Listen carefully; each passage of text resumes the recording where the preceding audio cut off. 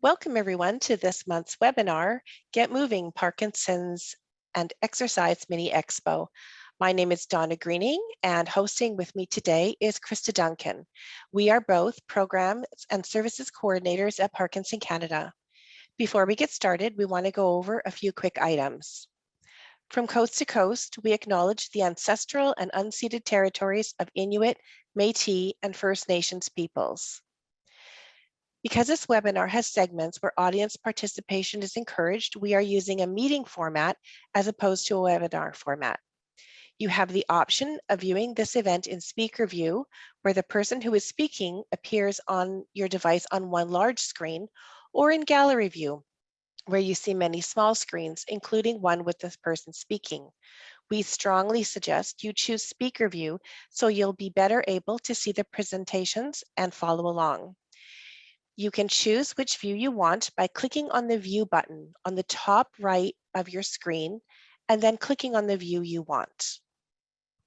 During today's webinar, we will have 2 breakout sessions where you can choose to visit one program demonstration for each session to learn more about it and try it out if you wish. Don't worry if you're interested in more than 2 programs. All of the leaders sent us videos introducing their programs along with a shorter demo, and we will be including those in our final recording. It's very important for everyone attending the webinar to keep yourselves muted so that our presenters and session leaders remain as the active screen for everyone. A reminder that individuals taking part in any physical activity should consult with their healthcare team before participating. By taking part in Get Moving, Parkinson's and Exercise Mini-Expo, you're willingly and voluntarily assuming any risks of injuries, known and unknown, which might occur as a result of participating in this webinar, and agree that Parkinson Canada will not be held liable for any such injuries. We have enabled closed captioning for the benefit of attendees who may be hearing impaired. You can turn on or off closed captioning on your own screen by clicking on the CC Live Transcript button and then clicking on Show Subtitles or Hide Subtitles. Please note that this feature uses auto transcription, so there might be spelling errors along the way. Now, let's get started. Krista? Thanks, Donna. It's our pleasure to introduce you to Orla Hares. Orla is a registered physiotherapist and a member of the Canadian Physiotherapy Association. Orla has 18 years of professional physiotherapy practice, including private clinics, acute hospital settings, movement disorder clinics, rehabilitation settings, geriatric rehabilitation centers, and the community. Her work spans 3 countries, the United Kingdom, Ireland, and Canada. She has worked with the Parkinson's population throughout her years of practice. Orla helped start the Jeff and Diane Movement Disorder Clinic at Baycrest Hospital in Toronto in 2012, and since moving to Hamilton in 2015, she continues to build her network as an independent contractor, having recently opened Gaitway Neurophysio, Parkinson's Wellness Innovation Center in the community. Welcome, Orla. Thank you. I will share my screen. So my job today is to get everybody interested and motivated to exercise. Maybe sometimes exercise, you have been a habitual exerciser. Sometimes maybe you have not been an exerciser at all. And maybe it's I hate exercise and I don't know why I need to do it. My job today is actually to try and help you to get that idea of, yes, I need to exercise, and this is why, my why. Why am I exercising and what is it going to do for me? So some of the things that we're actually going to do today is have a look at what is exercise itself? What is neuroplasticity? So this is a key word for Parkinson's disease. What is it? What does it mean for you as somebody with Parkinson's disease? And then what are you going to do when we actually find this out? So your take-home message. When we look at what is exercise, exercise is activity requiring physical effort, and it's carried out to sustain or improve health or fitness. Basically, it's any effort that you put into moving can be deemed as an exercise. Your physical activity is the condition in which things are happening or being done. So this can be things like your gardening, your household chores, your laundry, and your shopping. You can use your physical activity as an exercise, but it needs to be fast enough, it needs to be strong enough, it's got to be intense enough to actually make the changes that you need for it to be beneficial. You need to do some sort of exercise to help your physical activity. So the more you exercise, it's going to help with your physical. And this is going to be your why. I am exercising so that I can continue doing my gardening, I can continue doing my household chores, and I continue to go out going shopping. For Parkinson's disease, when we're looking at exercise, we look at some of the symptoms that you have. And some of the main things that you put in are your motor symptoms or your non-motor symptoms. And this diagram is by no means all of them. It's only a little snippet of what you, as a person with Parkinson's disease, may be suffering from. So some of the motor symptoms are your hypokinesia. This is your very fine motor movements, the fine motions. What actually happens when you have your zips or your laces become a little bit difficult, or maybe cutting up food is actually harder. This is the hypokinesia. Your bradykinesia, you become very slow. Your movements become very deliberate. You may have some freezing of gait. Freezing of gait is where you may end up having falls. Your feet may feel stuck to the floor. They're like glue and you can't move them. Maybe you have voice and swallow issues. Maybe you need to exercise to actually improve that voice. Then you may have bladder bowel issues. This may not be deemed as a motor symptom, but maybe the muscles that are actually holding your bladder or your pelvic floor are getting a little bit weaker. You can exercise to improve all of these. You've got some of the non-motor symptoms that you may be suffering from: the depression, the anxiety, fatigue, the apathy or the lack of motivation, and the sleep disturbances.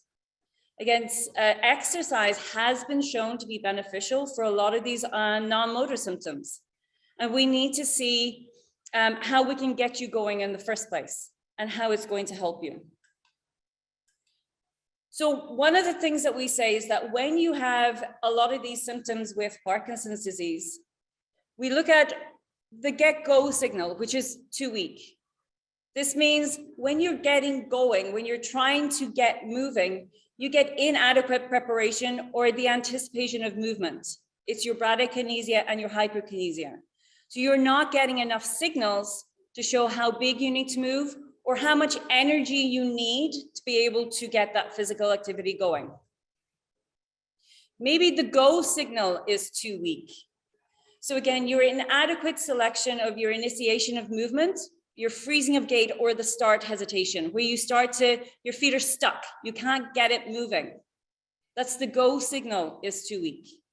And these can be important so that when you're doing your exercises, you need to be able to help you overcome these so that you can get the exercise and get the most benefit out of it. Maybe your no-go signal is too weak. So this is where the fascination comes in, where you start to do all of these small little stops or steps and you can't stop. So you're moving, moving, moving, and you actually cannot stop. This is the no-go signal, and it's too weak. Again, this is where we start to get a lot of this change that we need to happen within the brain to stop that from happening. And again, when we say the change within the brain, we're actually talking about your neuroplasticity. This is a key word. It's a real big word that we need to try and keep in the back of our minds every time we exercise, because every time you exercise, you're going to change your physical activity and you're getting this neuroplasticity. So the neuroplasticity is the ability of your central nervous system to remodel and adapt in response to change. So again, once you change something, your body and your brain and the neural pathways within the brain change. We want to actually get the good neural pathways, not the bad neural pathways. So one of the things that we look at when we're doing neuroplasticity are these little components. So when you're exercising, we need to get you exercising with an intensity that is important. The complexity, your repetition, your salience, your timing, and it's got to be specific. So when you are working with the intensity, as somebody with Parkinson's disease, you need to work at about 80% of your effort for at least 30 minutes. This changes the neurotoxins within your brain. So it stops the effects of the neurotoxins. It mitigates them, which then helps to protect the neurons that are being affected and then causing your Parkinson's symptoms. So the intensity is your 80% of effort. What does that actually mean? This means that when you are exercising, you need to be panting. You need to be a little bit out of breath to actually get that change. So there's no point in just sitting in front of the TV and you're just going through the motions. That's not going to affect anything. Yes, it will get your heart rate up. Yes, it will be good. Yes, it will help. But for a Parkinson's person, you have to put in that effort to get that 80% out of breath, where you're just panting and a little bit out of breath and you can't talk. This is the neuroprotection that you get, and it helps then to slow your progression. It's also got to be complex. So when we add in a dual task, which means we do two things at once, it can help with your cognition.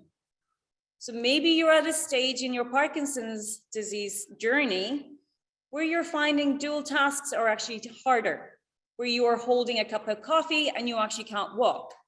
Maybe you've got your phone in your hand and you can't get up off the couch. We need to add in with your exercise to allow you a complexity or something to allow you to do two things at once. It can help improve your cognition so that when you do get up off the couch, that you can do it without issue. This helps with your the cortical motor excitation. So what that means is basically it fires up everything within your brain. It's not just the one thing, it's firing up different areas of your brain by doing two things at once to then get that physical activity and do your task. For the neural pathways to be set down and for the good ones to get set down, we need to repeat. So it's the repetition of your exercises. I really like this saying. It says, don't practice to get it right. Practice until you can't get it wrong. In other words, to get the cortical motor excitation again, and to get the neural pathways that change, you have to repeat it again and again and again so that you can do it right. We can get the effort and the intensity behind it. We can get that change even further. But again, the more you repeat it, the easier it's going to become, because then we can then add in that intensity. If we can add in that intensity, we can add in the extra complexity. So it's the repetition.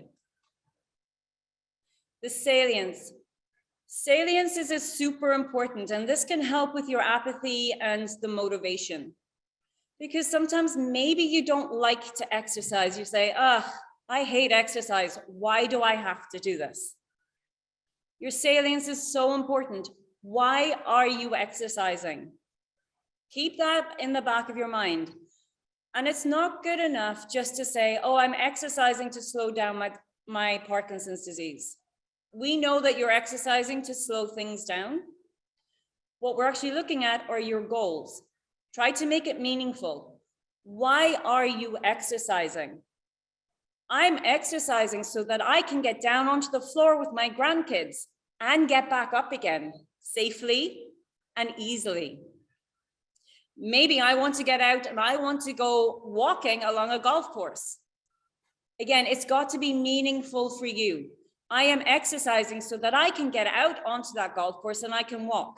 I don't need a buggy and I'm not falling over as I take my golf swing. So again, when you're exercising, we're going to make it meaningful. So maybe you are doing your golfing. So let's make it meaningful. Let's add in a few of these the body twists, so that we can get your balance going, so that you can take that drive without falling over. Again, when you're actually doing your golfing or you're doing your meaningful exercise, it's going to help you to keep going with your other exercises and other classes. Because you say, oh, I had a great game of golf, or I got down onto the floor and back up again, and I did not worry about it. Again, that is going to motivate you to keep going. The timing. Timing is twofold. We say that you need to exercise early in your Parkinson's journey. So the earlier, the better. But it's beneficial anytime. So maybe you're not a habitual exerciser, maybe you don't like it. That's okay. Exercise works at any time. And we can get you exercising at any stage of your journey. The other thing that we add in, a second sort of twofold idea for timing, is your medication management. So when you're medicated and you're on, is the best time to actually exercise so that we can get you to move a little bit more intense.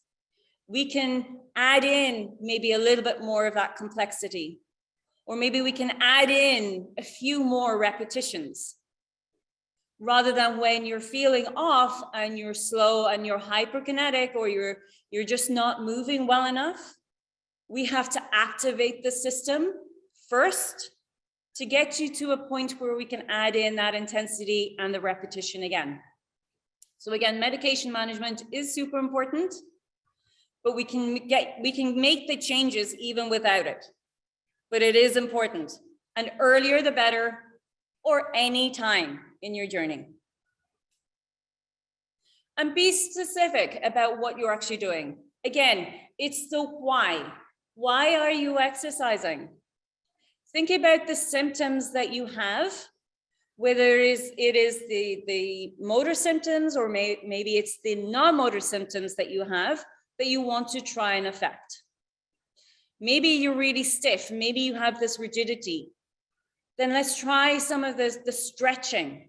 Nice, long, deep stretches can really help to overcome that. Maybe it's the dancing that really helps you. Maybe you have bradykinesia, the slow movements, and we need to get quite intense. So you have your boxing that you really enjoy. Again, make it specific for you. Don't do it just because somebody else is saying, oh, they did this and they really enjoyed it. It's like, yes, they may do, but maybe you don't like doing dancing. Maybe you prefer to do something that is in the water, that you like to do aquatherapy or something else. Again, it is up to you, but it can help you to reinforce your goals, and it helps you to keep going with your exercise. Some of the exercises that are extremely beneficial for those with Parkinson's disease, as you know, and you're going to try some of them today, are the boxing. You have dancing, the ballet, line dancing, set dancing. You've got Tai Chi. You've got power moves. You've got LSVT big moves. You've got PD warrior. You've got yoga. You've got walking and hiking. Walking and hiking and using poles can be really beneficial. You've got spin classes using the bike. And there's been a big study down in the States, the Sparks 2, phase 2, they're now into phase 3 using the bike, showing early exercisers, even those without medication, have benefits. Again, working with intensity with that repetition. And then there's a lot of other exercises that you have. Again, it depends on what is wrong and what symptoms you may have and why you're actually exercising in the first place. So again, this is, I kind of ran through this a little bit. So it's the take-home message is basically exercise is medicine. So exercise, what we mean by that is that it's changing your brain. In the brain itself, you have these neurons, and the neurons end up breaking down for the Parkinson's disease. So when you have Parkinson's disease and the neurons are breaking down, you're not getting the messages from your brain down into the rest of your body. And you're starting to move a lot slower, starting to move a lot smaller. It's starting to affect your motivation, You get apathetic because you're saying, why am I doing this in the first place? The exercise, once we can get you past that motivation, the apathy, we can get that intensity and that repetition and be specific. It can get the neurotoxins, so the ones that break down those neurons. It can help secrete the good stuff to help protect the neurons. So you're getting more dopamine. Vigorous exercise have the greater outcomes. So again, 80% of your effort, you've got to mean it. And it's got to be a little bit hard. So yes, you have to put a little bit of physical effort into the movements. You've got to have instructions that are on an ongoing basis. So it's not just good enough of doing one just every now and then. You have to keep doing it. Unfortunately, with Parkinson's disease, it's not a cure. So you have to keep exercising, and a little bit every day is really important. Exercise from the pre-onset, or on the onset. So the earlier, the better again. So the earlier in your journey, the better. But honestly, it depends. If you've never exercised before, you can start at any time. When we're actually exercising, again, you're adding in this physical activity. Why are you exercising? Work in some of the physical therapy programs to actually help you to do these extra functions. Again, adding in those exercises for the physical activity, or doing those physical activities as an exercise. And then medication management is super important. So keep going with your medication, speak to your neurologist, speak to your therapist, see if there is a mismatch. Do you need more? Maybe you do, maybe you don't. But it's super important that everybody works together so that you actually get the benefit of the medication, of the exercises, and it's your journey. We're here to help for as much as possible. It is a team effort. So you get your physiotherapy, you get your OT, your occupational therapy, the speech therapy, dietitians, psychology, support groups, exercise groups, massage, research, and doctors. So there's a lot going on, and there's a lot of people to actually help you to achieve and get that physical activity. And I think I'm right on the ball with my timing. So if anybody has any questions, please do email or call, and we can answer them as best we can. And hopefully we can go from there. Thank you so much, Orla. That was great. And not to worry if you didn't write down Orla's information, we will be sending a follow-up email to everyone. I especially love how you suggested attaching goals to the why we're exercising as an additional way to maybe become more motivated. So I really love that. And that's something to think about as we jump into the next portion of our webinar today. We're just about ready to offer 6 breakout sessions where program leaders will give you a brief overview of their program, followed by a mini class demonstration where you can choose to follow along and try them out should you wish. These are the rooms that you can choose from, and not to worry about remembering them. We will pop them up on the screen in a moment as well.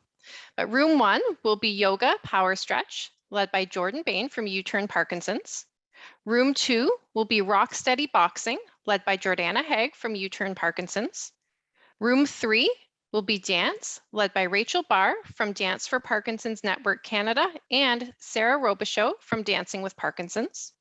Room 4 will be Tai Chi, led by Andrew Dearlove from the Cummings Center. Room 5 will be Power Moves, led by Aaron O'Brien from Wise Moves Kingston. And room 6 will be PD Warrior, led by Christine Seeby and Rachel Wong from Boxing for Health. The breakout sessions are not being recorded, so if you wish to turn your camera on so that the leaders can see you, feel free.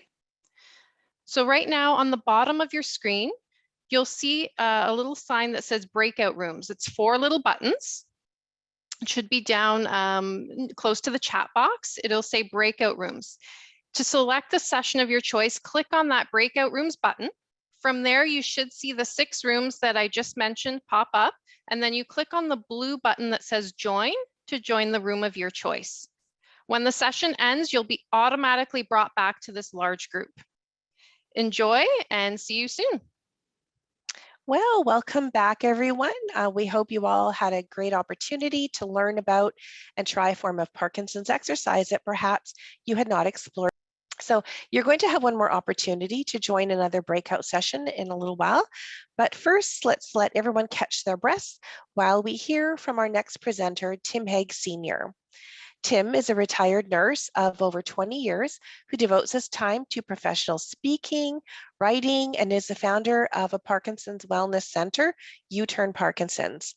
He is co-founder of the Global Alliance, PD Avengers, is a published author, and has spoken for TEDx and at many venues across North America and internationally.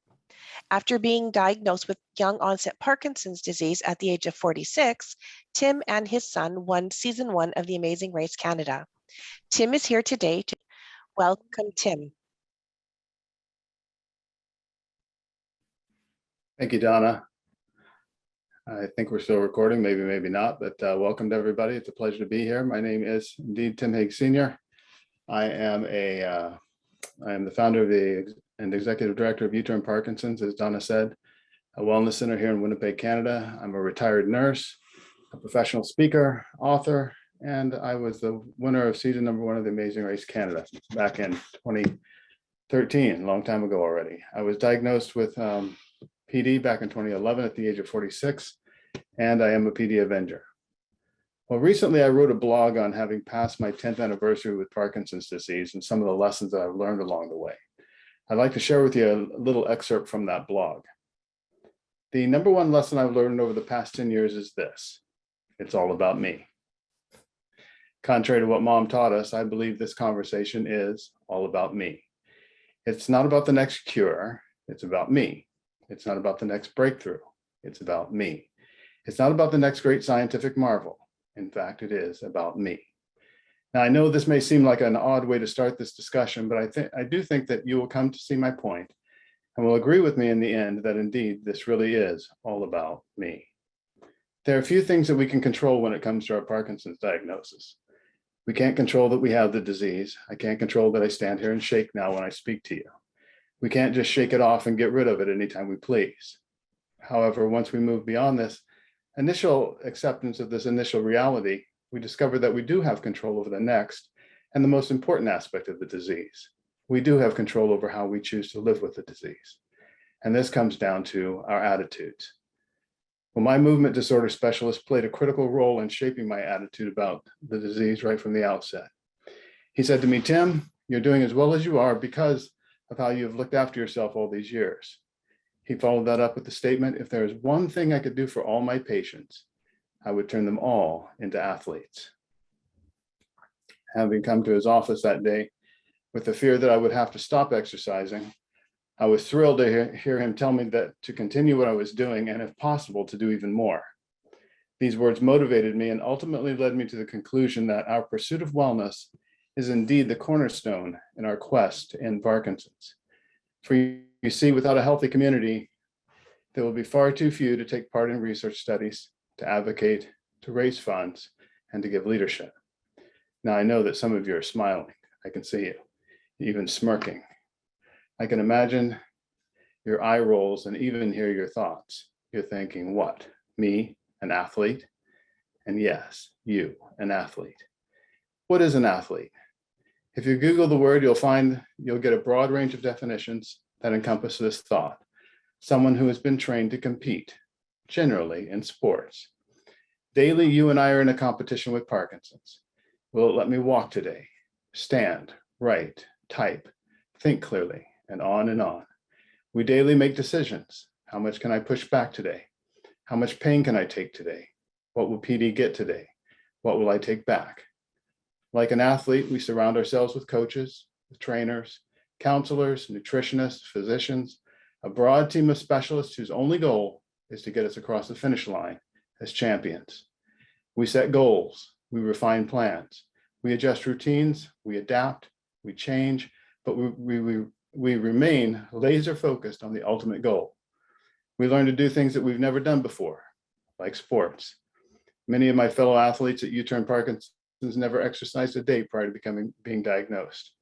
Now they have made the mantra, exercise is medicine, a part of their DNA and daily prove their athleticism. They have chosen to change who they are so that they might become who they want to be. Now, to be clear, our pursuit is not purely in the physical realm. Like any world-class athlete, we control what makes its way onto our daily calendars. We are continually learning and improving our knowledge of our competition and our game. We ensure that we surround ourselves with a community of family and friends who support us, and we give special care to our emotional and spiritual well-being. In short, we continually train ourselves for the daily competition we wage with PD. We are indeed athletes, and Parkinson's is our World Series. It's our Stanley Cup. It's our World Cup, our Super Bowl, and the trophy that we are competing for is our very lives. As athletes in this context, we have the added bonus that not only is doping legal, it's encouraged.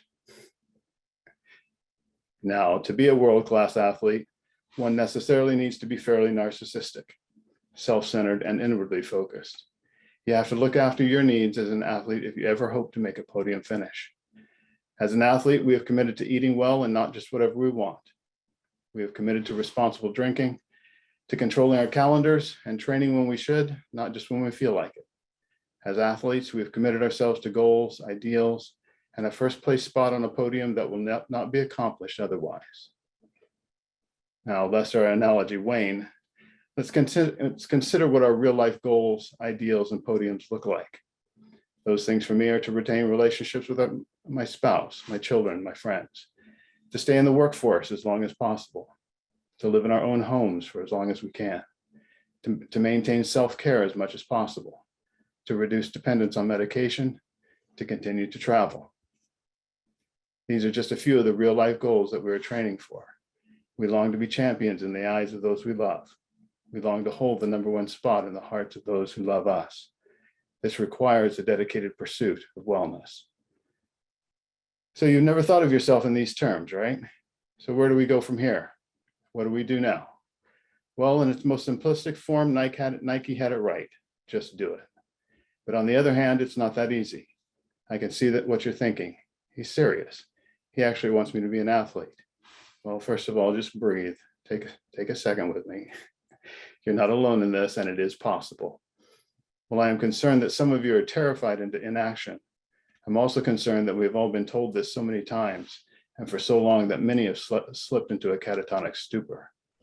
We have heard the statistics, we've sat through the research seminars, we've heard words like alpha-synuclein and mitochondria. We've learned about the substantia nigra, and we've seen the brain sliced and diced in ways previously unimagined. We've been exposed to things since being diagnosed that high school biology class never even remotely prepared us for. And then someone will throw in the statement, oh, and you should probably be active. You should probably be doing some exercise. It's been proven to be the second most effective way in mitigating your symptoms and slowing the disease, if not outright stopping it. So yeah, you should probably be active. And we stop and we say, what? Well, here's my point. I don't want to tell you to go be active. I want to say to you, come with me. Come with us, and we will help you change your life. We will help you in your pursuit of wellness. We will help you become a PD athlete. At U-Turn-Parkinson's, we take a different approach.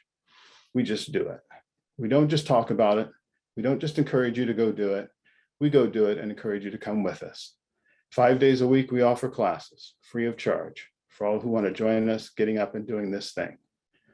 So what is it we are doing? What are we encouraging you to do? What is this pursuit of wellness?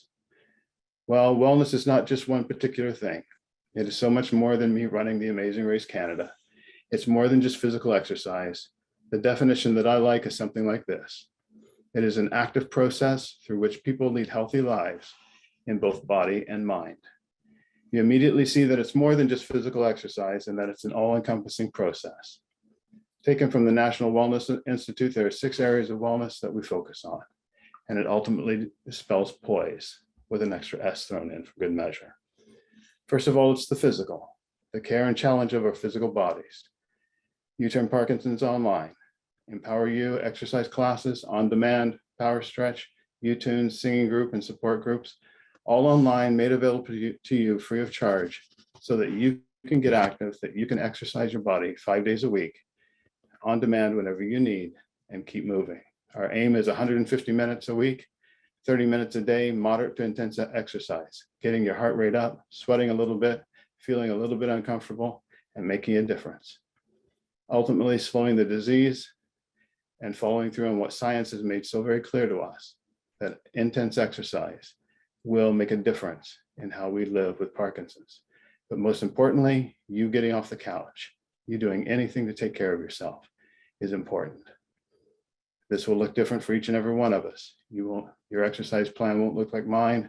Mine may not look like yours. But the important piece is that every day we get up and we exercise our bodies. Our coaching staff at U-Turn-Parkinson's is made up of physiotherapists, kinesiologists, personal coaches with years of experience leading Parkinson's patients, all backed by our medical advisory committee of PTs, KINs, RNs, and physicians. We have the expertise to help you every day live your best with Parkinson's disease. So there's the physical aspect of wellness, there's the occupational. What do we do? How we fill our day? Are we healthy in managing our time? Are we getting ourselves off the couch, or are we simply allowing ourselves to sit there day in and day out? Then there's the intellectual, the challenging of our minds. I'm supposed to be trying to learn Spanish for Barcelona for World Parkinson's Congress coming up in next year in 2023. Don't ask me how I'm doing. It's challenging my mind, but I can't say that I'm much further in understanding Spanish than I was when I began. But that's one of the goals in life. Then, of course, there's the social aspect of everything that we do. That COVID has been so incredibly difficult on all of us these last 2 years. But we need to engage ourselves, whether online or in person, through friends, family, support groups, running clubs, workout buddies, finding ways to connect, stay socially engaged, get out of our own heads, and be active with one another. Then there's the spiritual aspect of poise, of wellness, answering the big questions of life. Who am I? Why am I here? Why did I get PD? Where do I go from here, and how do I get there? And then finally, the emotional aspect of caring for ourselves, caring for our mental health, and it all in the end spells poise, which means to be balanced or control. And isn't that exactly what we're looking for? Are we not looking for an equilibrium, a balance, some measure of control over our shaky lives? The pursuit of wellness offers us this kind of opportunity. Do you want to find success with Parkinson's? Do you want to live well with this disease? Then commit to becoming a PD athlete. Commit to the pursuit of wellness. Allow U-Turn-Parkinson's to empower you in your pursuit of wellness. It's not only the best thing you can do for yourself, but it's the best you can do for our community. Join me, join my fellow PD athletes at U-Turn-Parkinson's. We'll show you how to take back some measure of control and bring some poise, balance to your life. If you want, go to our website. It's uturnparkinsons.org. Click on classes, and there's a way that you can follow through there and sign up for classes. Finally, I want to remind you, my wife and I love traveling, and every time we go on a trip, I am reminded of how important this aspect of wellness is. Because before every time we take off, there's a little speech that is given to all of us on the plane, where we are told in no uncertain terms that we're to be self-centered, narcissistic, and wholly inwardly focused.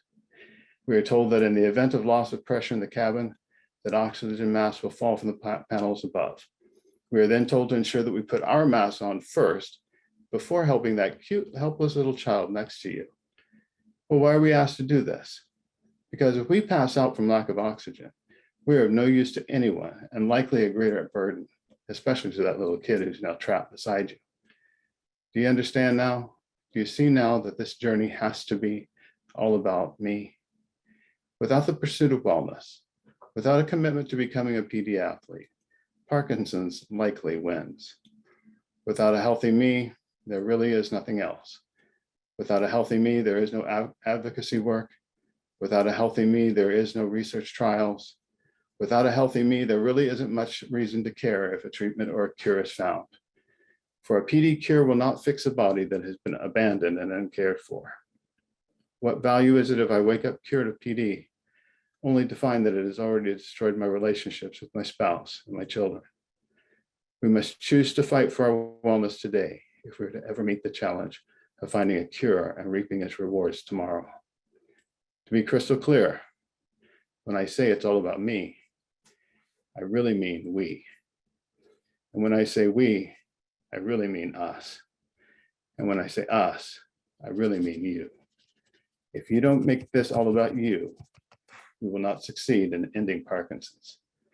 We each have superpowers that we bring to the table, skills and abilities that are needed in conquering this disease. If you do not take care of yourself, we will at best be severely limited in our response and possibly outright unsuccessful. We are each needed in meeting the needs of our community so that we can together U-turn Parkinson's. So now, will you say it together with me, please? It really is all about me. Come on now, say it with me once again, really loud now. It really is all about me. Thank you, Donna. It's a pleasure being able to share with you and the folks here today. Thank you for having me. My name is Tim Hague Sr. I'm the Executive Director of U-Turn-Parkinson's. You can find us at uturnparkinsons.org. Thank you and live your best. Wow, thank you so much, Tim. That was very inspiring. And it really does highlight how important it is that having the right attitude and outlook, and if you don't feel that you have it, changing your mindset can have that incredible impact on how you look at exercise and your whole sense of wellness. So thank you so much. We are now going to offer everyone a second opportunity to visit a breakout room session. We encourage you to visit a session that's different than your first visit. And do remember that a shorter pre-recorded version of each session is going to be included at the end of our webinar recording. So if there's still more than one program you're interested in visiting, don't worry about missing out. It'll still be there in the recording for later.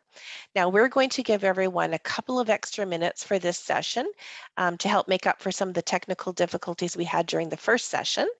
And a reminder that the breakout sessions are not being recorded. So if you want to turn on your cameras so that the leaders can see you, that's great. It's up to you. When the session ends, you're going to be automatically brought back here to our larger gathering.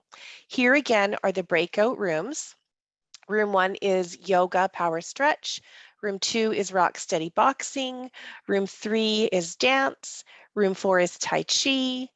Room 5 is power moves, and room 6 is PD warrior. And to select the session of your choice, you just click on the breakout rooms button on your screen, and then you click on the room of your choice. And then you have to click on the blue button beside it that says join. If you have difficulties, our staff team will assign you into a room, but it doesn't automatically put you in there. If we assign you a room, you'll get a little pop-up that says that you've been assigned to a room, and you have to click to accept. So please select the session you wish to attend now. Welcome back, everyone. Hope you enjoyed these small tastes of some of the virtual Parkinson's programming that's available to you. We realize that you were only able to try 2 out of the 6 sessions that were being offered, but again, all of the providers sent us a short version of their session, and those videos will be included in the final webinar recording that we produce. On behalf of all of today's participants, we wish to thank Jordan and Jordana from U-Turn-Parkinson's, Rachel from Canada's National Ballet School, and Sarah from Dancing with Parkinson's, Andrew from the Cummings Center, Aaron from Wise Moves Kingston, and Christine and Rachel from Boxing for Health for hosting their breakout rooms and providing such great information and opportunities to sample their Parkinson's programming. Evidence shows that people living with Parkinson's have a better quality of life if physical activity is part of their daily lives, with benefits including fitness, improved symptom control, mental health, and extending your independence. Parkinson Canada has over 60 at-home workouts with Lance Latane on our YouTube channel. If you'd like to start being more active while making a difference for people living with Parkinson's, we've got our annual National Super Walk event taking place in September with online registration opening in the spring. Pedaling for Parkinson's has been growing by leaps and bounds in Ontario's Prince Edward County, and last year was the inaugural year for that event in Summerside, Prince Edward Island.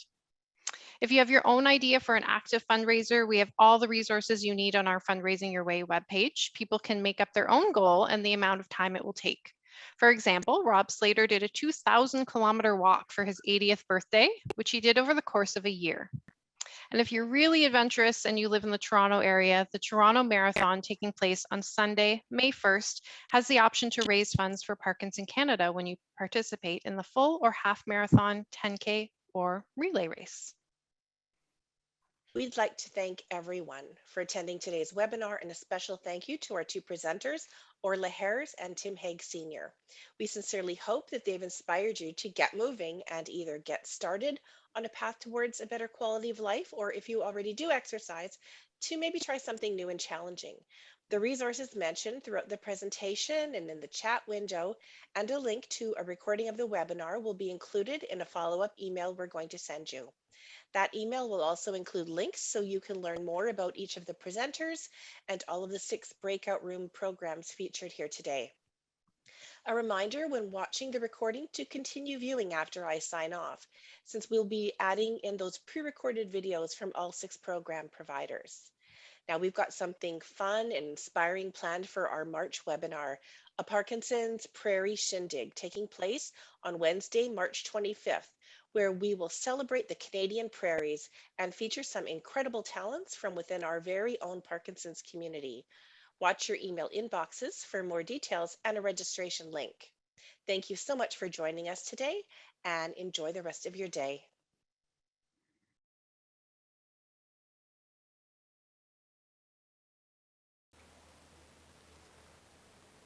Hi everyone, I'm Jordan Bain. I'm a physiotherapist and I'm also a coach for U-Turn-Parkinson's. What I do at U-Turn-Parkinson's is I do a power stretch online workout class, and then I also do on-demand videos which are on YouTube.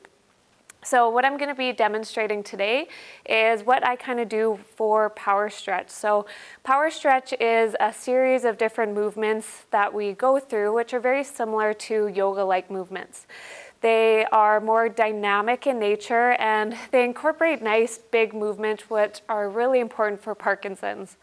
Another thing that's really important for Parkinson's and these power stretch workouts is that they incorporate lots of posture. We hold positions for a little bit longer, but not as long as like a yoga pose.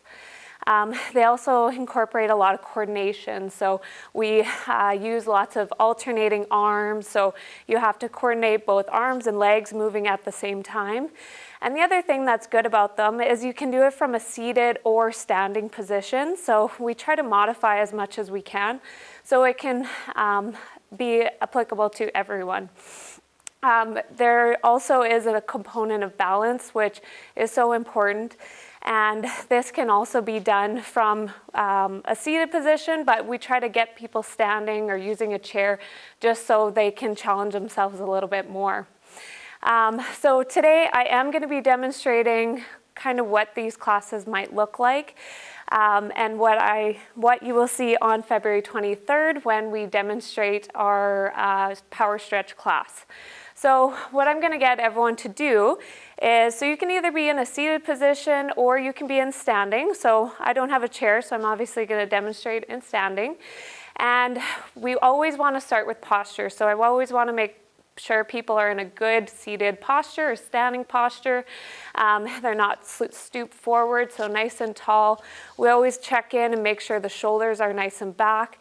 And then we start our exercises. So what we're going to start with is a cat-cow. So this is a yoga exercise. So you can be in a seated posture or you can be bent over. Hands are going to be on your thighs. You're going to round your back. And then you're going to arch your back as much as you can. So this one is really going to get the spine moving and help you warm up. So rounding as much as you can and then arching the back. So as you round forward, your head goes down and your shoulders come forward. And then as you arch the back, your shoulders come back and the head looks up. Okay, so we'd go through these movements several times. And then what I like to do is then involve arms with it. So we would then imagine you're holding a big beach ball and you're holding it in front, so kind of like that cat. So we're rounding forward and then we're opening up the chest. So you can get people in sitting or in standing, knees slightly bent, rounding and then arching the back. Rounding, so holding that beach ball in front of you and then arching, opening up. So important that we open up the chest, rounding forward again, and then one more time. Good. And super important also is to incorporate some sort of breathing. So making sure that we're taking a deep breath in as we round forward and then deep breath out as we arch our back. Next, we're gonna stand back into our posture where feet are hip width apart. We're gonna rotate side to side. So that rotation is so key to making sure that our spine can move back and forth and that we don't lose any of that mobility. So as we come around, you're shifting your body weight to each leg. Your arms are coming across your body. And then you can start to move the arms a little bit higher up. So it involves more twisting. And you can also do this in a seated position as well. Good, and then I'm gonna introduce a little bit more of a challenging exercise, which involves more core and balance. So you're gonna slow down the arms. You're gonna shift your weight onto one leg. We're gonna do same elbow, same knee touching, then down, and then reach. So if you're in a chair, you're still bringing knee to elbow, and then you're reaching towards the side. And let's try one more on this side, and then we'll move to the next. So this is definitely a bit more of a challenging exercise because it involves more balance. We're starting to incorporate the core, and we're really reaching and lengthening each part of our body. Good. Okay. And if you want to know more about any of our programs or on-demand videos, you can check out our website at U-Turn-Parkinsons.org.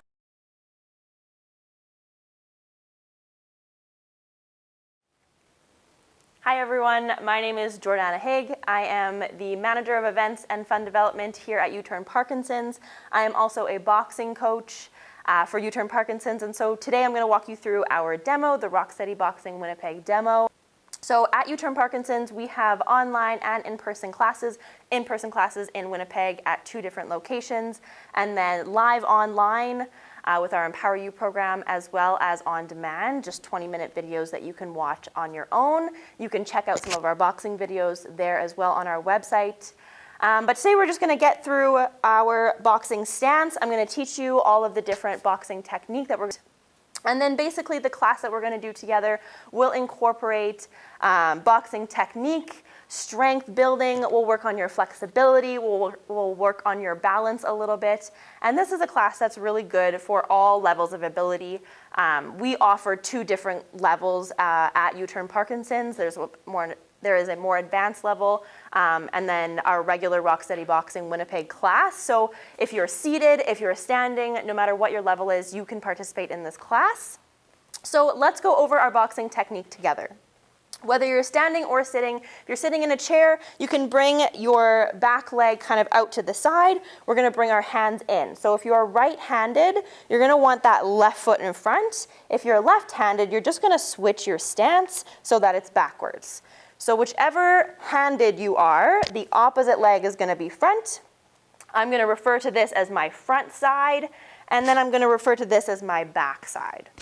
So boxing is really good for people with Parkinson's because it requires you to practice memorizing boxing techniques, boxing moves. It requires you to move your legs at the same time as you're moving your arms and remembering the combination. So there's a lot of different moving parts that is really good for not just your physical body, but also for your memory, for processing information, and for moving forward kind of in your day-to-day life. So in our boxing stance, nice wide stance, we're light on our toes. I want you to bring your elbows in, your hands come into your chin, And then we want to be nice and relaxed. So drop your shoulders. You can kind of bounce back and forth on those toes. Or if you're seated, you can just move that upper body kind of back and forth. So we're going to start with our jab. Our jab is your forward arm. So whichever leg is forward, that's going to be your jab. Coming right from your chin, you're going to twist. And then you want your knuckles to be facing forward. So that's your jab. Out, in, nice and sharp. That's it, looking good. And then your cross, number 2, coming from that backhand. Your cross reaches forward and over. Again, knuckles on top, palm facing down if you were to open your hand. And then if you can, you're gonna rotate your hips as well, rotating that knee. If you're seated, don't worry about it. You're just moving that upper body, twisting over. That's your power cross. All right, so we've got our jab, we've got our cross, we've got our front hook. Front hook, again, is that front arm, bringing your hand up and around. Your elbow comes up nice and like a tabletop kind of there, and then right back in, tuck that elbow in, tuck that hand in. That's your front hook. And then we've got our back hook. Same thing, elbow comes up and around, hand comes right back into your chin, elbow tucks back in. So front hook, back hook, all the way from the beginning. If you're with me, we've got jab, cross, front hook, and back hook. Next, we're going to see our uppercuts. So front upper with that front leg again. Front uppercut is like you're coming up underneath somebody's chin. Metaphorically, kind of just imagining in our brains. I guess something I should mention is that this boxing class is non-contact. So we're not fighting each other. You're not going to have to get into the ring with anybody, especially if you're online. But even if you are to come in person, we just hit bags. We hit the air. Don't worry about having to actually get in a fight. That's not what we're going to do, unless you want to. No, just kidding. Okay, so we've got jab, cross, front hook, back hook, front upper, and then of course we've got our back upper. And on these uppercuts, you want to twist so that your palm is facing your face now. So my knuckles are facing up, palm facing in for that front upper and back upper. The last thing that we're going to see is our slips. So a slip is just dipping out of the way of somebody's metaphorical punch, and all you're going to do is kind of duck out of the way. Again, whether you're seated or standing, it's just that upper body that kind of comes over to the side, ducking out of the way. You can bring that hand up to block a little bit, just side to side. Perfect. All right, so let's try just one combination all together here. In your boxing stance, again, dominant leg goes back, opposite leg goes forward, elbows in, hands up. Let's go jab, cross, hook, up. So what that will look like is jab, cross, front hook, back uppercut. Jab, cross, front hook, back uppercut. Nice. And then we always want to come back and reset with those hands right back at our chin. One last time, let's do it together nice and slow. Jab, cross, front hook, back uppercut. Coming right back to our stance.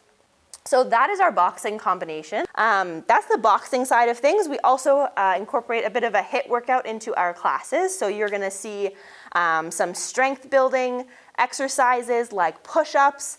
Sometimes we incorporate weights into our classes. We will be doing some body weight exercises like squats, push-ups, like I said, maybe holding a plank, whether you're in a chair or on the ground. There's gonna be modifications for everyone.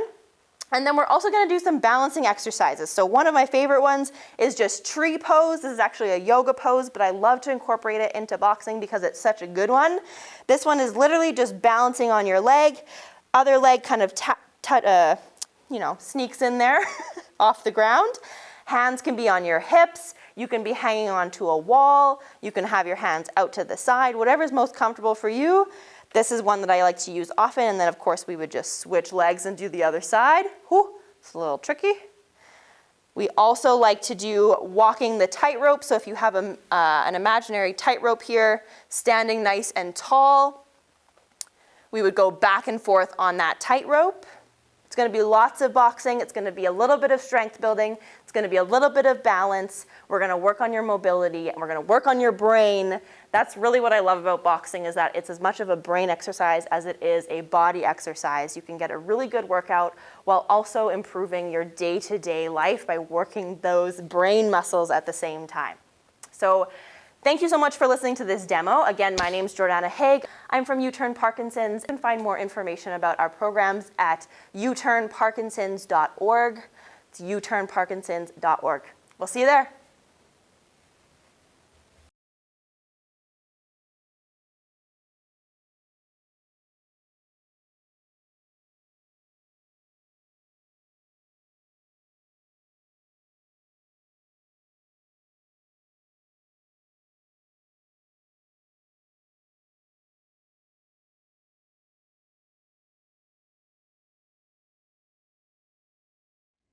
Hello, my name is Rachel Barr, and I'm the Director of Research and Health at Canada's National Ballet School. I have had the privilege of dancing with the Parkinson's community for over 8 years now, and I have also been part of several research studies exploring the benefits of dance for people living with PD. Dance is great exercise for all ages and stages, and when made accessible, can be greatly beneficial to people living with Parkinson's disease.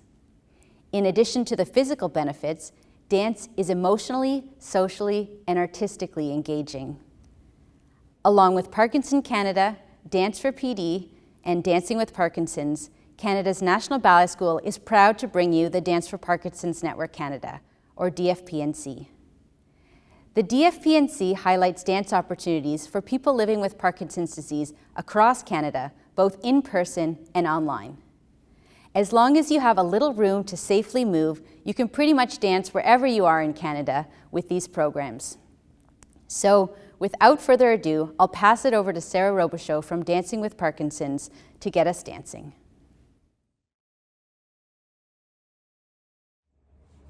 Hello everybody, my name is Sarah Robichaud and I am the founder and executive director of Dancing with Parkinson's. I am so glad that you joined me today to dance, to move, and to breathe. Let's take a big breath up and in. And take that down into your heart. We're gonna reach back all the way up and let it out. Ah. Good, big breath up.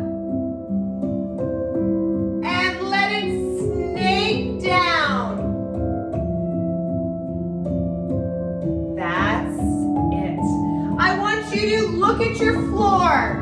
Is everything clear? No animals, plants, coffee cups? Other way.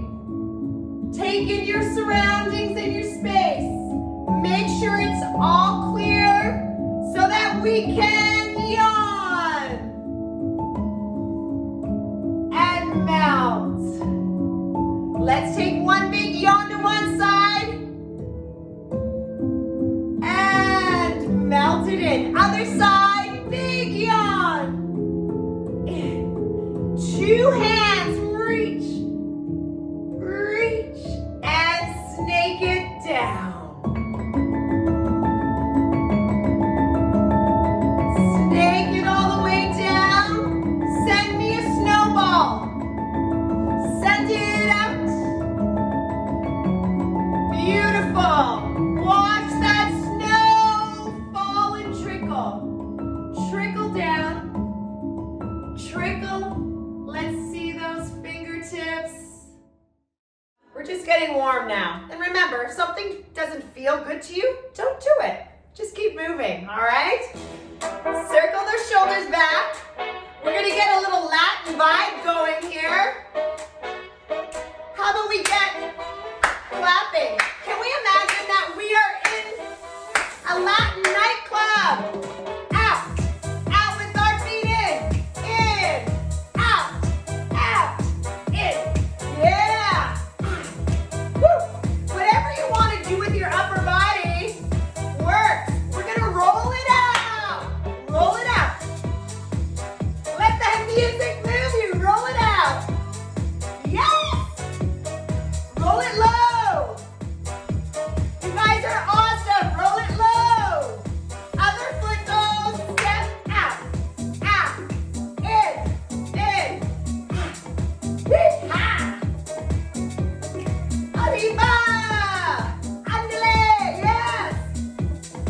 We're going to up, other way. In. Yes. 2 hands. In. Open. It's kind of like, I don't know. Down. I don't know. Shake the water off. Shake the water off your hands. Shake it off. Set me a shooting star. Shoot. Shooting star. Over the head. Up. Shooting star. Roll it out. Here we go. Roll it out. It's a party. Yes. We sweep. Sweep. Sweep. Add a snap or a clap or just a sweep. Yes. I want you to play the piano. Come on, let me see that piano back. Play the top keys. Yes. Play the top keys back. Sweep the keys. Sweep. Sweep.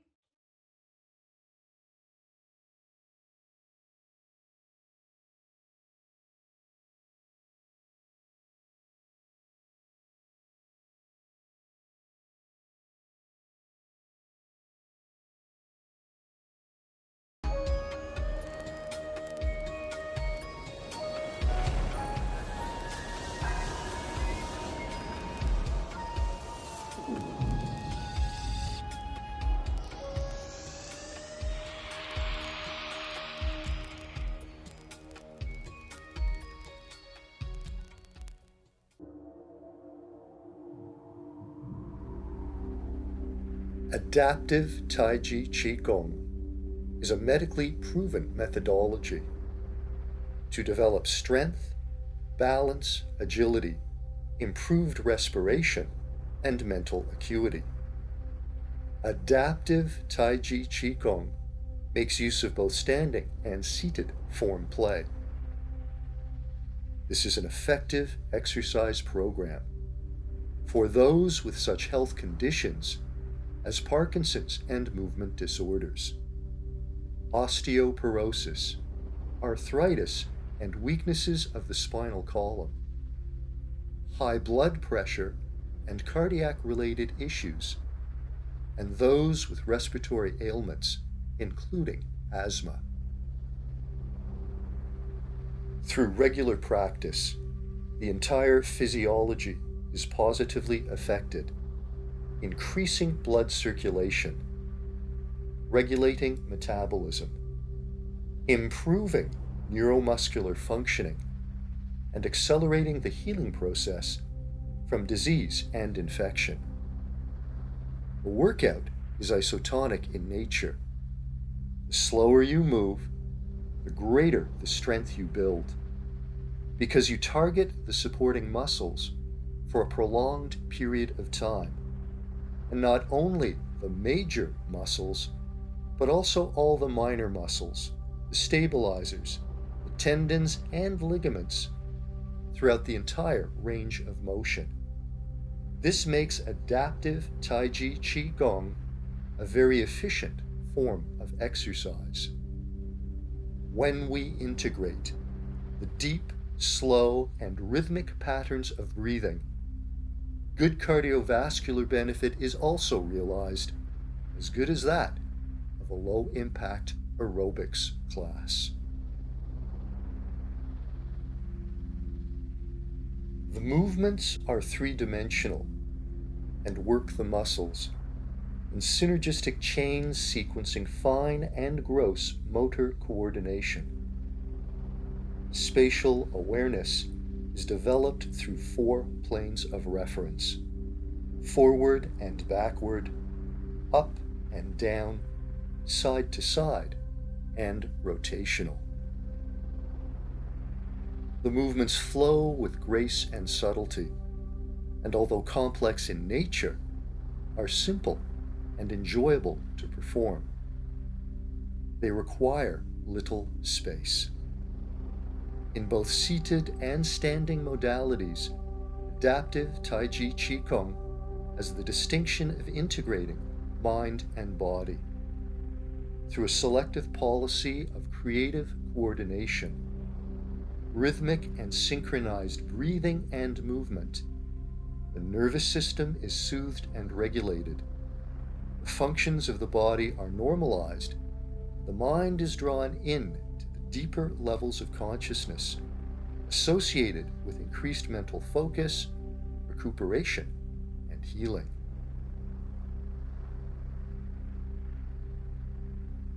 The whole body will develop in balance due to the nature of these artful exercises, which render one's thinking lucid and one's mind peaceful, while steadily increasing one's vital force and physical strength.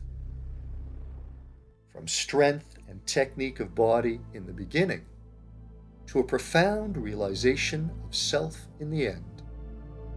This is the journey of adaptive Tai Chi Qigong.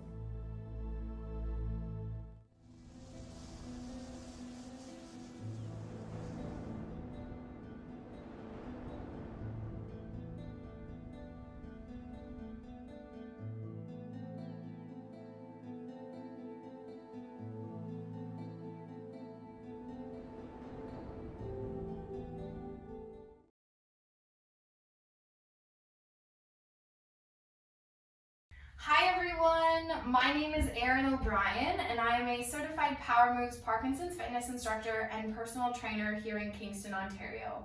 I have been teaching Power Moves since about 2019, and over the years I've seen so much growth and improvement among my participants, and I'm really excited to give you a little glimpse into what the Power Moves program is all about. I teach both online virtual Power Moves classes as well as in-person classes here in Kingston.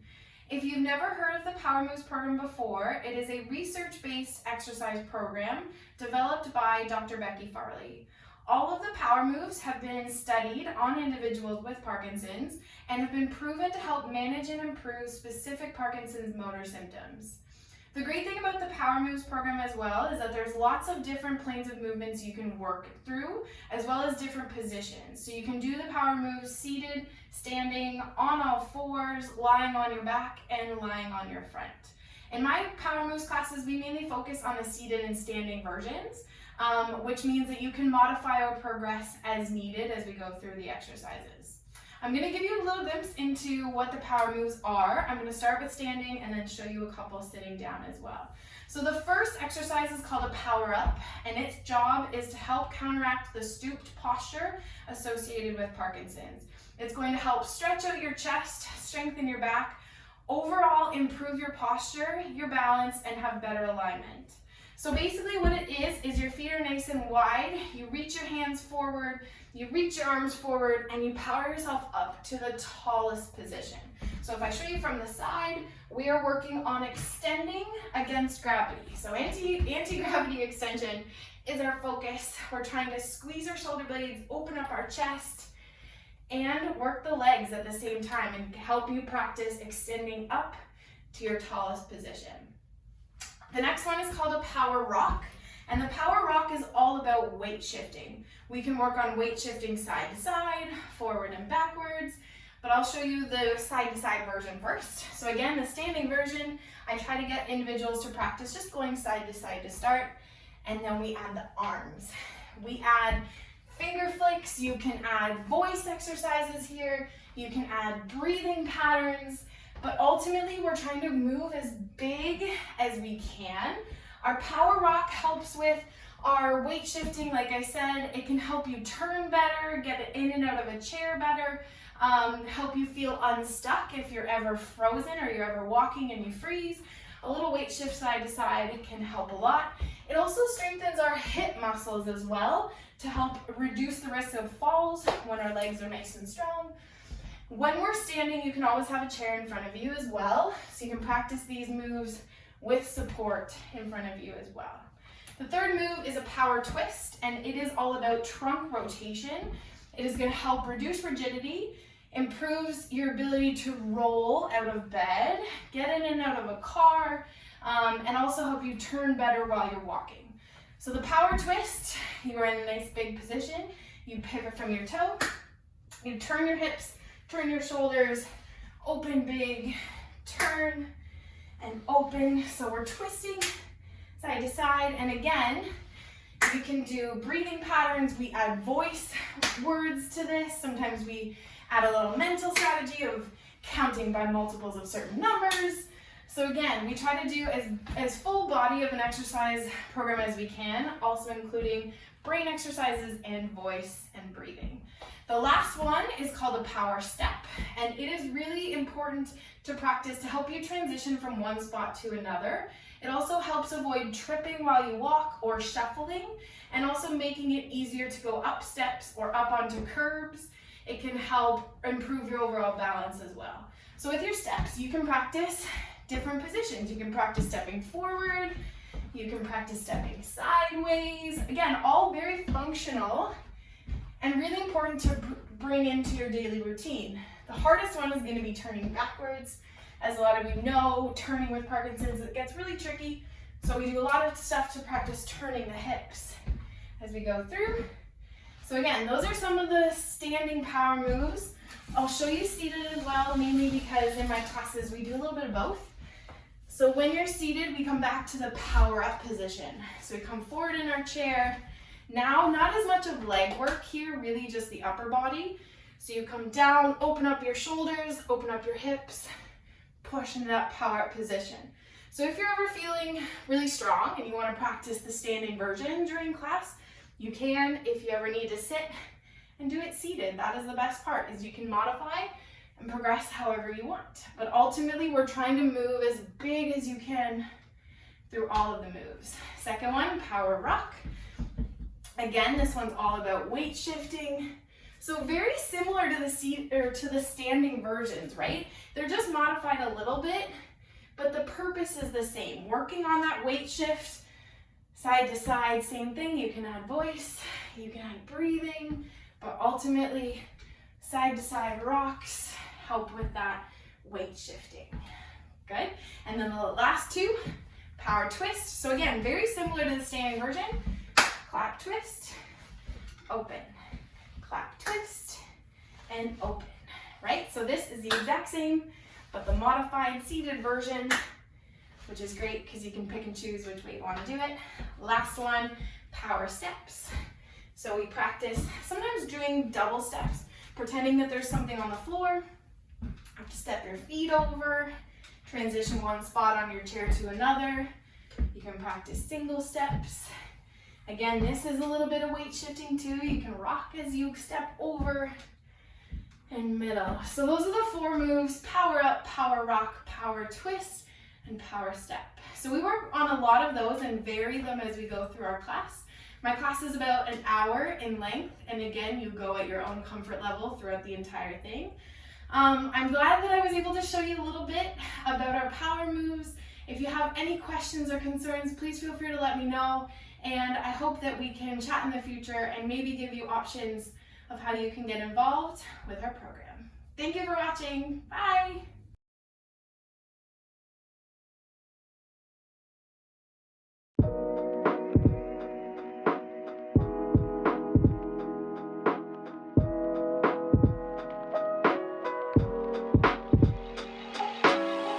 Hi, I'm Christine Seavey, owner and founder here at Boxing for Health.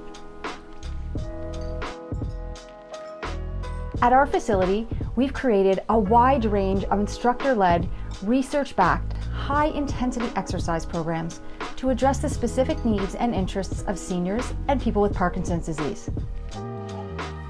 So whether it be golfing, cycling, or even writing that has been taken away by Parkinson's disease, our program helps you to restore your full potential and get you back to enjoying your life again. Let our experienced coaches help you by guiding you through our safe, challenging, and fun exercises, either in person or online. Come visit us at boxingforhealth.com or at our facility at 1796 Woodward Drive here in Ottawa.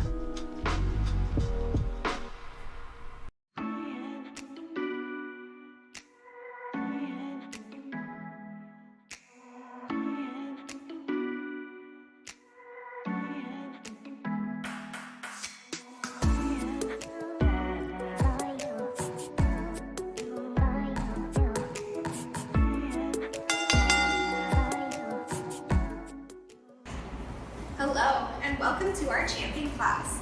I'm your instructor Rachel, and let's get started. First thing we're going to do is take a couple deep breaths just to calm ourselves down and get us ready for class. So let's bring those arms up to the ceiling, take a deep breath in, and exhale, and bring our arms back down to the ground. Let's do that a few times. Big breath in, and a big exhale. Good, 2 more. Big breath in, and a big exhale. Awesome job, good work.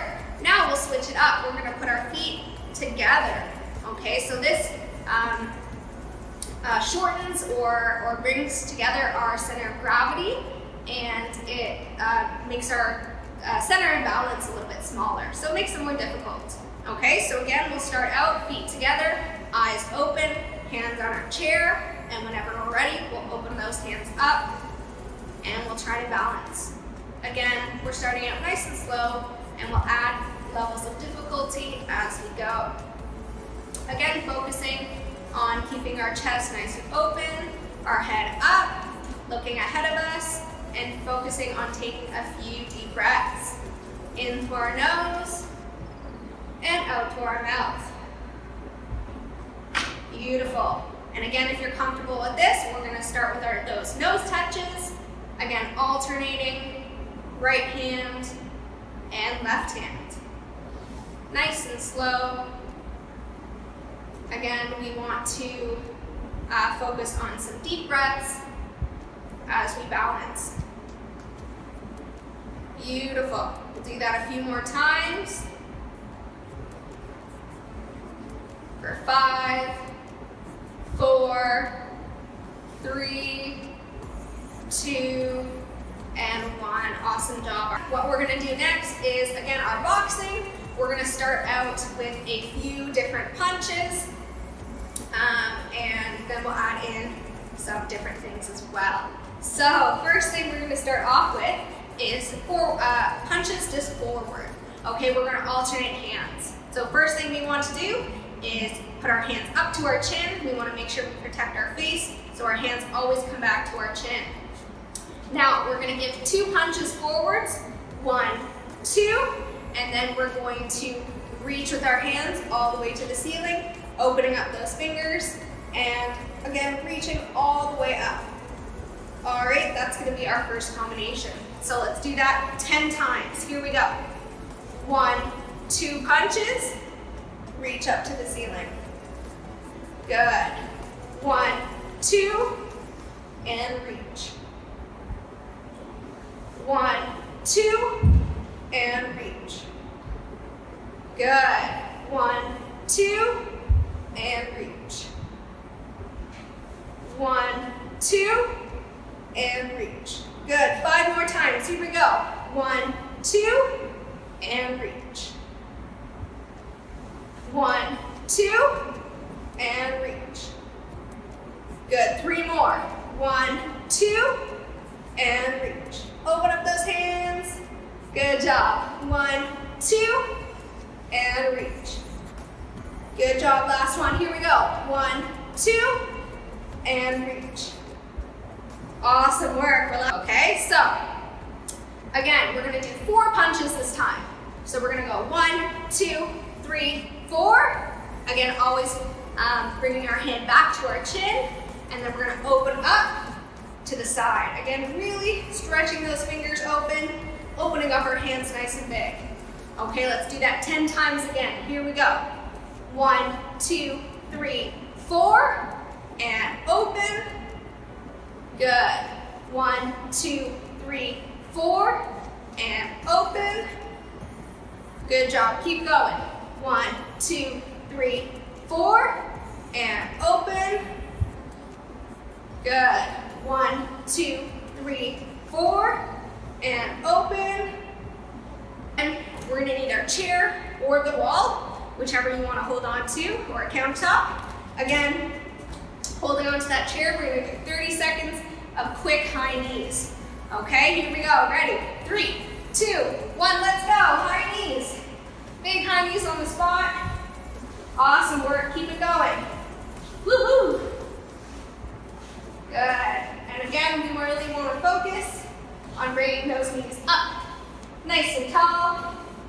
30 seconds. Woohoo! Good work, keep going. Almost there. 10 more seconds.